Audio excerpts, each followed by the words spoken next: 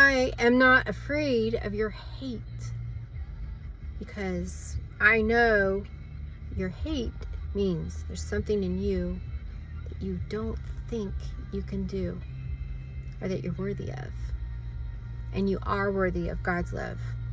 I love you. I will not be angry for your hate or retaliate.